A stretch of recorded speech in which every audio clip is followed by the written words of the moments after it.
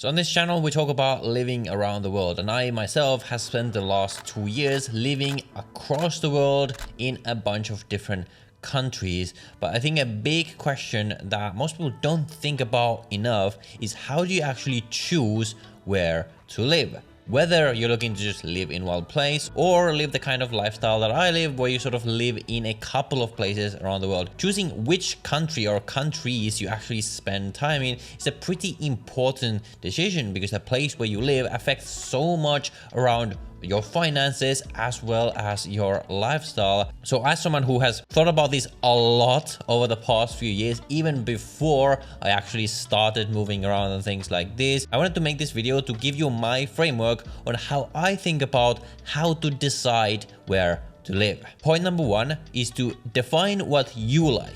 Ignore everyone else. Now, it's very smart to listen to people's experiences on what they find living in different places, what their pros and cons are, and everything like this. And this is very crucial to do this research so you can sort of have an idea of what you might like. But it's very, very important that at the end of the day, you define exactly what you like, and then you find the place that matches most with what you like, not what people around you or what you hear someone on the internet say they like. By the way, that is including me. You shouldn't just listen to what I say about places. You should use that as a data point. And if you have the same preferences as me, you might end up liking the same places as me. If you have the opposite preferences to me, you might end up liking the exact opposite places to what I like.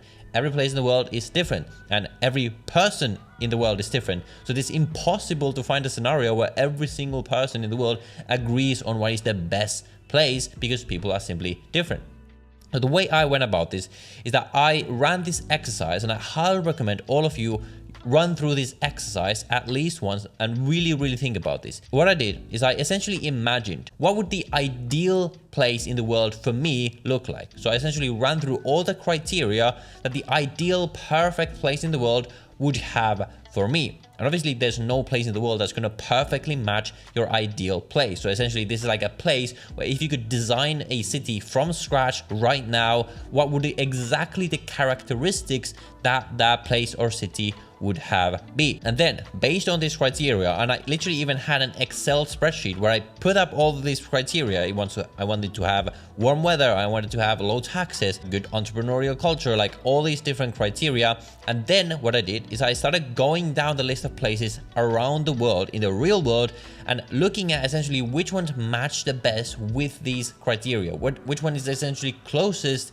to this ideal city that obviously doesn't really exist. And through that process, for me, I ended up deciding to move to Dubai, because out of every place in the real world, Dubai seemed to match my preferences the best, at least at that point of time. So I highly recommend you run through this exercise, and this can sort of give you an idea on at least where to start. But this is only going to be a starting point, because you can never know exactly what some place is like before you actually go there. And that brings us to point number two, which is to spend 1 to 2 years or even longer than that as a digital nomad. Now, the digital nomad lifestyle gets a lot of criticism. A lot of people say, but this isn't sustainable, I can't get into a routine. And I fully agree with that. But the reason why I recommend everyone who cares about where they live being a digital nomad, at least for a part of time, is that it allows you to experience, essentially try out a lot of places. There's only so much you can learn by doing research online and hearing about other people's experiences, because so much of how much you like a place just depends on like the vibe. How do you feel like when you're there? There's gonna be things that you didn't realize about every single place until you actually go there. And given how important it is that you specifically listen to what you think, not what other people think, but what you think, is very important that you go and try it. And it's not really enough to just go and travel there for a couple of days, because the experience of living in a place for a month or more, which is what I recommend, is very different from just traveling there to see the sights for a couple of days. So my strategy was essentially to be a digital nomad for pretty much as long as I enjoyed the lifestyle. I'm still sort of living the lifestyle right now. My goal was to use that to essentially dip my toe into as many places as possible, and then over time I can sort of narrow down the list. I will first make my hypothesis of, okay, based on my preferences, I think I would like these places, so let me go and try them for a month at a time or something like that. And then over time I will learn that, okay, I didn't actually like this place that I thought I would like, and I can sort of cross that out the list. And the places that I end up liking, then the next year I will end up going there again, perhaps for a bit longer than the last time. And if I still like it, then over time I essentially form these couple of bases around the world that I like the most. And this also brings us to the important point of point number 3, which is that you don't have to live in one place. It's actually quite unlikely that you find any place that perfectly matches all the criteria that you'll have, like all the things that you want out of your life. Let's say, for example, weather is very important to you. It's not important for everyone, but let's say it is important to you, and it's important to you for your lifestyle to have like warm 25 degrees weather year round or something like that. There's very few places in the world that are gonna have that weather, that perfect weather for you the entire year. But there's gonna be a lot of places that perhaps have it for half the year.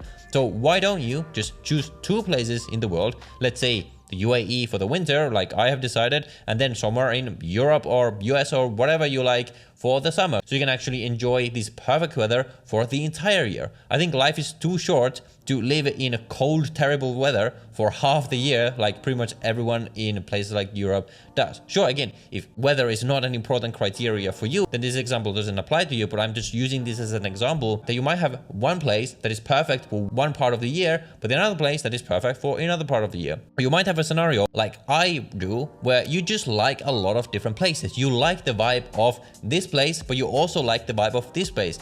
But you like them for different reasons, and you can't really choose which one you like more. We don't really have to choose. Well, obviously, if you work a traditional job, you work for some company in some office, then probably you just have to choose one place. But really, on the channel, I talk to people who have location-independent incomes. If you have an online business, and by the way, if you don't, and this sort of thinking that I'm explaining in this video resonates with you, the first step that's gonna massively improve the quality of your life is to find that online income, to detach how you earn your money from the place where you live, because it's really gonna allow you to optimize your life entirely based on the locations where you spend your time. And this brings us to the last point that I want to cover here, which is that you can change your mind, and it's okay. It still boggles me how many times I hear this sort of objection to people, for example, hearing that I live in Dubai, and they say like, oh, but what if in 5 years they introduce taxes? Or what if they start going down? Like, I don't trust that the UAE is gonna forever be the best place.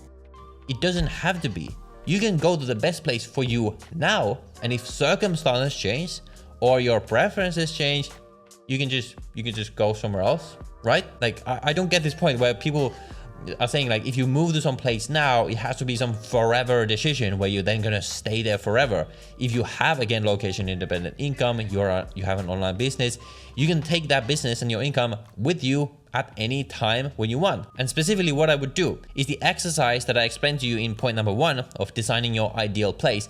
Rerun that exercise every single year, because you're gonna change as you age. Your preferences are gonna change, places are gonna change, new amazing places are gonna pop up, and some places that are amazing now might start to go down. No one really knows what is going to happen, but the point is that you shouldn't just choose the place that is ideal for you now and stick to it forever. You should every single year, even if you want to, readjust and reassess your preferences, and if some place is now optimal for you, well, guess what? You can go there as long as they have the correct residency visa program and things like this. And obviously all of this is restricted by the visas you can get access to, things like this. You can't just move to every single country, although most countries, if you make a lot of money, if you have wealth, there's going to be some pathway for you to go there. So I hope that gives you some idea on how to think about this, or at least how I am thinking about this. You don't have to think the way I do, but this is sort of how I design my life, because I just think that the world is so vast, there's so many amazing places, and life is simply too short to live in a place that is not optimal for you. The place where you are now might be okay, but if it's not optimal, like, why waste your life not being in the best place for you? And that is really what I want to impart on this channel. By the way, if you want to hear more detailed analysis on new visa programs, sort of offshore news that are coming up that I don't always discuss on this channel, I highly recommend you subscribe to my free newsletter down below in the description. It is completely free. I'm going to send you a weekly email around interesting things that are happening in the offshore industry, around life in Dubai, life in Southeast Asia, the places that I spend time in that I don't always cover on this channel. So definitely subscribe to that email list down below in the description. And with that, I will let YouTube recommend a new video for you right there, and I'll see you in the next one.